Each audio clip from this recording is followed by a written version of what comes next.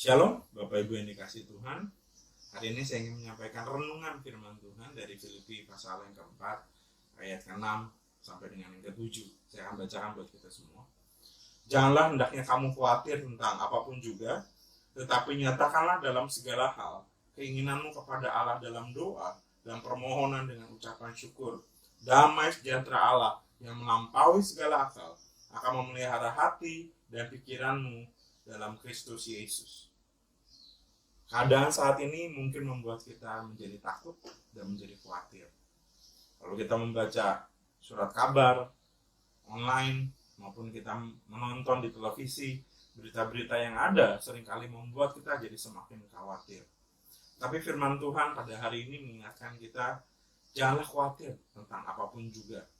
Kata khawatir di dalam bahasa Inggrisnya ialah anxiety. Kata anxiety berasal dari bahasa Jerman yang artinya mencekik. Saudara, kekhawatiran membuat kita jadi semakin tertekan. Kekhawatiran membuat kita jadi semakin tercekik. Saudara, khawatir menunjukkan ketidakpercayaan kita kepada Allah.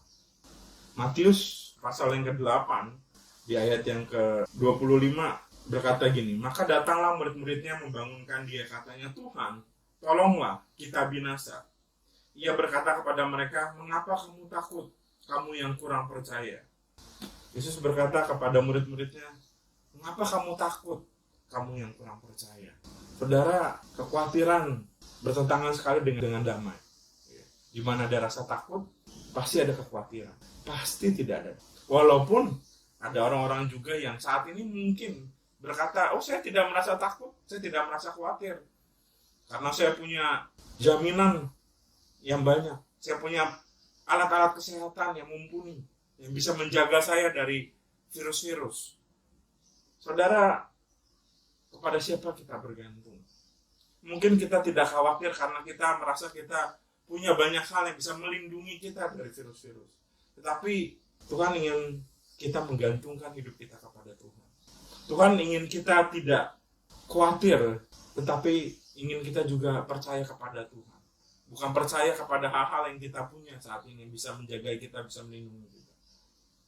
Apakah kita menggantungkan kepercayaan kita kepada Allah di saat-saat seperti ini? Saat yang tepat sebenarnya buat kita berada di rumah adalah kesempatan kita untuk bisa lebih dekat kepada Tuhan. Berada di rumah adalah kesempatan yang baik buat kita untuk bersekutu lebih intim dengan Tuhan. Mungkin selama ini kita nggak punya waktu yang lebih untuk bisa bersekutu dengan Tuhan. Tetapi saat-saat seperti inilah waktu kita tidak hanya bisa bersekutu dengan Tuhan, tetapi bersama dengan anggota keluarga kita. Bersama-sama bisa belajar firman Tuhan. Mungkin kesempatan yang lengkap. Mungkin kita nggak pernah melewati ini semua, tetapi berada di rumah kita punya kesempatan lebih banyak untuk bisa bersekutu kepada Tuhan, bahkan dengan anggota keluarga kita yang mungkin selama ini kita tidak pernah menjalani. Saudara, di ayat selanjutnya dikatakan di pasal 6b dikatakan, tetapi nyatakanlah kepada Allah dalam doa dan permohonan. Ya, kata tetapi adalah pengkontrasan dari ayat sebelumnya yang berkata jangan khawatir. Kata tetapi mengkontraskan kata khawatir dengan doa. Jangan khawatir, tapi berdoa.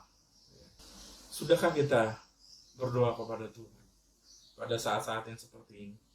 Kesempatan yang indah untuk kita datang kepada Tuhan di masa-masa seperti ini. Kesempatan kita untuk lebih intim dengan Tuhan di masa-masa seperti ini.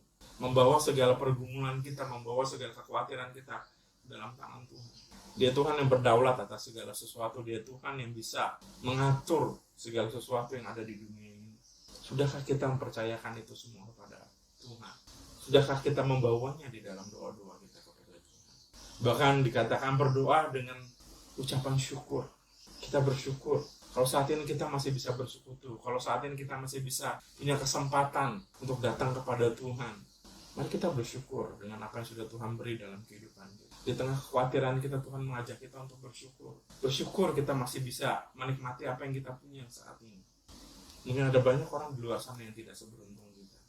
Lalu apa yang kita harus doakan? Dikatakan, bawalah segala keinginan pada Allah dalam doa dan ucapan syukur. Segala, kata segala. Segalanya. Makanya kita bawa segalanya ke dalam tangan Tuhan. Pergumulan kita, keluarga kita, situasi yang saat ini kita alami, mungkin usaha kita, mungkin pekerjaan kita. Kita khawatir mungkin besok bagaimana dengan bisnis dan lain sebagainya. Bawa itu kepada Tuhan. Bawa itu kepada Tuhan.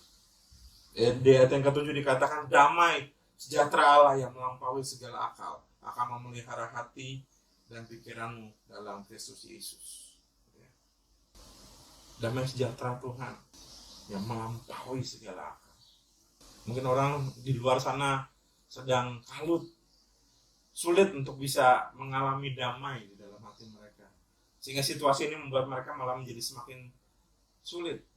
Banyak orang malah menjadi semakin sakit karena imunitas tubuhnya menjadi lemah.